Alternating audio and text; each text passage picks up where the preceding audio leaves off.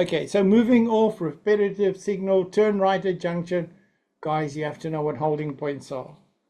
There isn't a single junction anywhere that doesn't have specific holding points. There are specific holding points where you're in a safe position when you're holding, and there are hundreds of people who don't know what a holding point is. A holding point is knowing where it is safe to hold.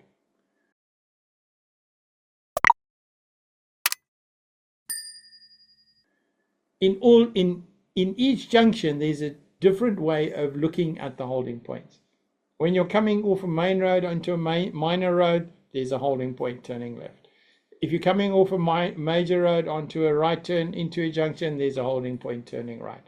When you're coming out of a minor road onto a major road, there's a specific place where your holding point is.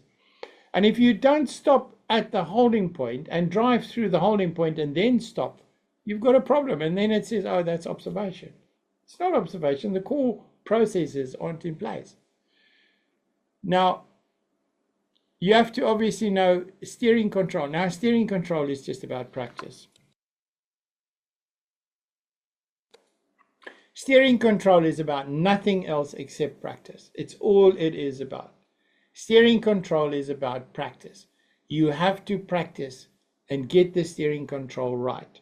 And if you haven't driven enough that you're doing it naturally and it's easy and the steering flows through your hands and you're not getting your hands all flustered when you're turning, you are not going to get the steering control right. You can't go into a driving test if you can't control the car properly.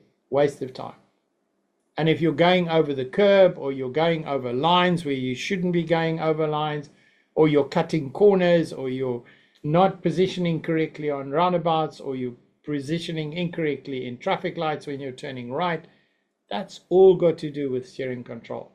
It's lots of steering control. And then understanding the traffic light signs, road markings and theory, that's foundational. Again, identify. Know how to identify these things. Now, top 10 faults. Now, look at this. Observation at junctions. Again, just go back to identify. Honestly, that's what I pick up most of the time. But I always try to get to the core. I never say, oh, well, you didn't observe correctly. Why didn't you observe correctly? Do you understand why you have to observe? What are the hazards of this junction? Where should you be looking? And knowing where you should look and what the perceived hazards are is 90% of not making the observational fault. Because the fault starts by you not knowing where to look, not by you not looking. The fault is you not looking, but a lot of times when it comes to learners, it is learners not knowing where to look that makes the fault. But the examiner can't mark that, so he marks it as an observational fault. Mirrors change directions. Again, not understanding this flow of traffic, constant from behind, not aware of it. How are you going to look? Why are you looking in your mirrors if you're not aware of that? So why should you use your mirrors? You're not aware of it. Nobody coming from behind. I can just change lanes, jump all over the place. And these guys with the BMWs racing down the left-hand side, I don't have to worry about them. That traffic from behind, it's not a problem. So why should I look in my mirrors? Turning right, again, holding positions, and then steering control.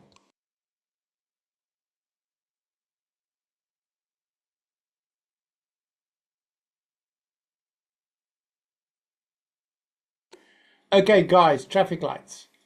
Top 10, part 2. This is now going down. Traffic lights, 4.6. Traffic signs.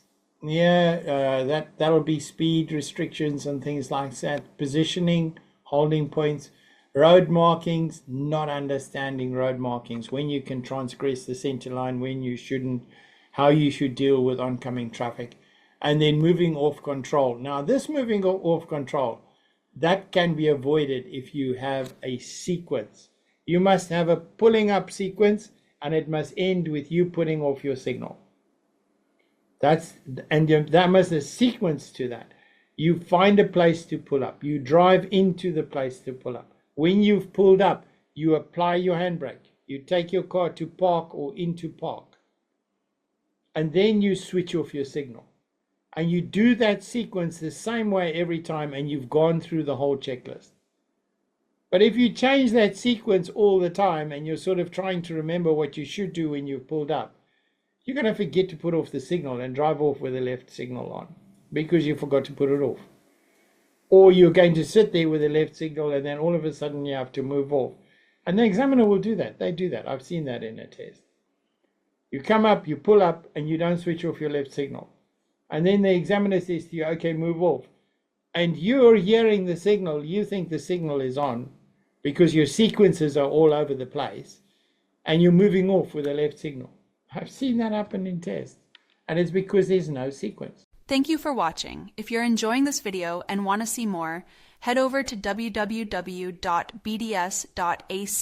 our interactive video e-learning platform. With BDS Academy, you can learn to drive online from the comfort of your home at your own pace, saving you both time and money. So, what are you waiting for? Visit www.bds.ac today. We'll see you there.